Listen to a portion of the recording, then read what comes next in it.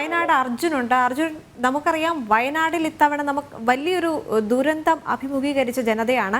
അവിടെ അവരെ കൈവിട്ട MP, അദ്ദേഹത്തിന്റെ സഹോദരി തന്നെ ഇത്തവണ ജനപ്രതിനിധിയായി വരുന്നു, അല്ലെങ്കിൽ ജനങ്ങളുടെ ഇടയിലേക്ക് ജനപ്രതിനിധിയാകാനായി എത്തുന്നു. അതുകൊണ്ട് തന്നെ ഇത്തവണ കോൺഗ്രസിന് അവിടെ ദയനീയ പരാജയം ഉണ്ടാകുമോ, അല്ലെങ്കിൽ ഇത്തവണ അവിടെ BJPയുടെ വലിയ മുന്നേറ്റം ഉണ്ടാകുമെന്ന ആ ഒരു വാർത്തകളെല്ലാം ശരിയാകുന്ന രീതിയിലാണോ കാര്യങ്ങൾ മുന്നോട്ട് പോകുന്നത്?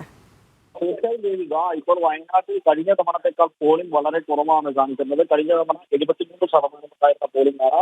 പക്ഷേ 5 മണി കഴിഞ്ഞ് 5:30 കഴിഞ്ഞപ്പോഴും ഇപ്പോൾ പോളിംഗ് 61% നിൽക്കുന്നത്. അങ്ങനെയാണെങ്കിൽ 2019 80% ഉണ്ടായിരുന്നത് അത് പിന്നീട് 2024 തെരഞ്ഞെടുപ്പിൽ 73% അതിനുശേഷം ഇപ്പോൾ ഉപതെരഞ്ഞെടുപ്പ് വരുമ്പോൾ അതിലും കുറഞ്ഞ 70-ൽ താഴെ പോളിംഗ് വരുവാനാണ് വലിയ സാധ്യതയുള്ളത്. അങ്ങനെയെങ്കിൽ ഇത്തരത്തിൽ NDAക്ക് വലിയ ഒരു പ്രതീക്ഷയാണ് ഈ ഒരു മണ്ഡലത്തിലുള്ളത്.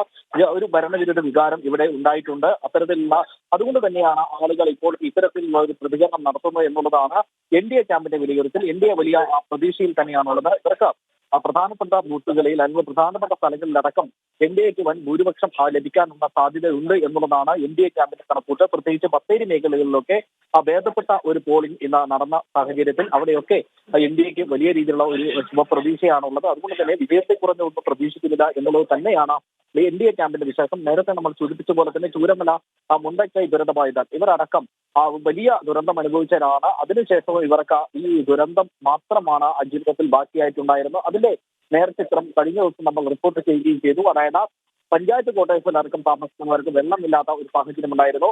പിന്നീട് നമ്മൾ ജനതയാണ് അവിടെ എത്തി വാർത്ത ചെയ്യുകയും തുടർന്ന് പിറ്റേ ദിവസം തന്നെ ആ വെള്ളം അവർക്ക് എത്തുന്ന ഒരു സാഹചര്യം ഉണ്ടായി. ഇത്തരത്തിൽ ചൂരമല ദുരന്തക്കാർ അവിടെ വന്ന് വോട്ട് ചെയ്യുന്നതാണ്. പ്രത്യേകം തയ്യാറാക്കിയ ബൂത്തിലാണ് അവർ വന്ന് വോട്ട് ചെയ്തത്.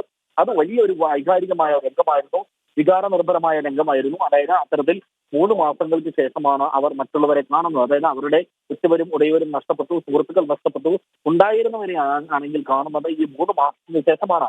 ആ ഒരു സന്ദർഭം എന്ന് പറയുന്നത് ഒരിക്കലും വിവരിക്കാൻ കഴിയില്ല.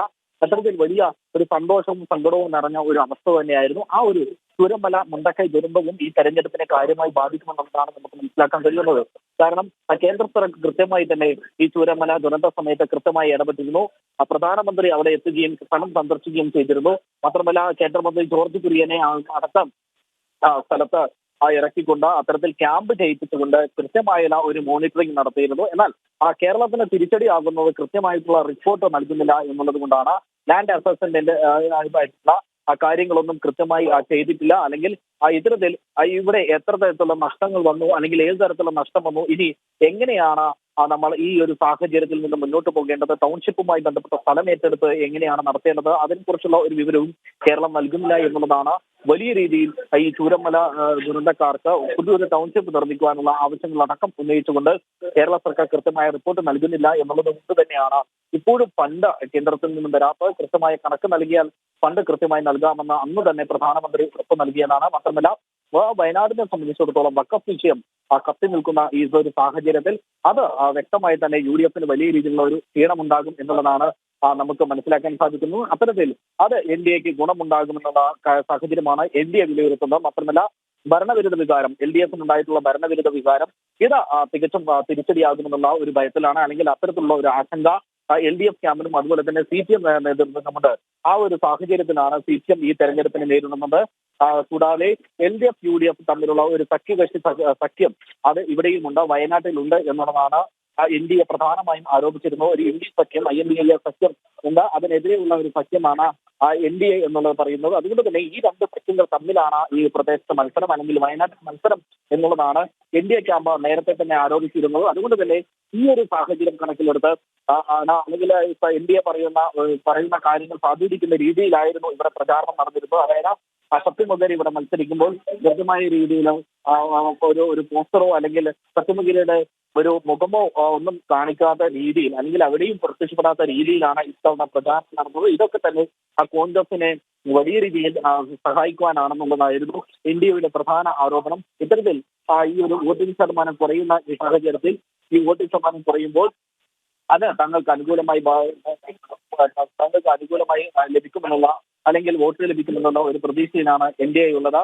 സ്വാഭാവികമായിട്ടും കോൺഗ്രസിന് ആശങ്ക ഈ ഒരു പോളിംഗ് ശതമാനം കുറയുമ്പോൾ തങ്ങൾക്ക് തങ്ങളുടെ വോട്ട് ഗണ്യമായി കുറയുമെന്നുള്ള ഒരു ആശങ്കയാണ് ഉണ്ടായിരുന്നത്. 2019 അപേക്ഷിച്ച് വീണ്ടും 2024 തെരഞ്ഞെടുപ്പ് വരുമ്പോൾ രാഹുലിന് വോട്ടിംഗ് ശതമാനം കുറയുന്ന ഒരു സാഹചര്യം ഉണ്ടായി. ഭൂരിപക്ഷം കുറയുന്ന ഒരു സാഹചര്യമായിരുന്നു ഉണ്ടായിരുന്നത്. അതുപോലെ തന്നെ CPI-നെ സംബന്ധിച്ചിടത്തോളം അല്ലെങ്കിൽ LDF-നെ സംബന്ധിച്ചിടത്തോളം അത്തരത്തിൽ ഒരു സാഹചര്യമാണ് ഉണ്ടായത്. 2019 PP സുനീർ മത്സരിച്ചപ്പോൾ കിട്ടിയ വോട്ടിന്റെ 10,000 വോട്ട് മാത്രമാണ് അധികമായി ആനി രാജയ്ക്ക് ലഭിച്ചത്. പക്ഷേ അത്തരത്തിൽ ഒരു വലിയ ഒരു ഗുണം ഉണ്ടാക്കിയത് അല്ലെങ്കിൽ തെരഞ്ഞെടുപ്പിൽ വലിയൊരു മുന്നേറ്റം ഉണ്ടാക്കിയത് കെ സുരേന്ദ്രനാണ്, NDA ആണ്. അതായത് 2019 ഉണ്ടായിരുന്ന വോട്ടിനേക്കാൾ 40,000-ലധികം വോട്ടുകൾ കെ സുരേന്ദ്രന് 2024 തെരഞ്ഞെടുപ്പിൽ കിട്ടി. അതും ആ ഒരു സാഹചര്യം കണക്കിലെടുത്ത ഈ ഉപതെരഞ്ഞെടുപ്പ് വരുമ്പോൾ ആ ഒരു സാഹചര്യത്തിൽ ഈ ഒരു തെരഞ്ഞെടുപ്പിൽ വലിയ രീതിയിലുള്ള ഒരു മുന്നേറ്റം ഉണ്ടാക്കാൻ സാധിക്കുമെന്നുള്ള ഒരു ആത്മവിശ്വാസത്തിലാണ് NDA ഉള്ളത്. ശരി, സമഗ്രമായ തെരഞ്ഞെടുപ്പ് റിപ്പോർട്ട് പങ്കുവച്ചത് ആനന്ദ് പുത്തൂർ, ഒപ്പം അർജുൻ PS.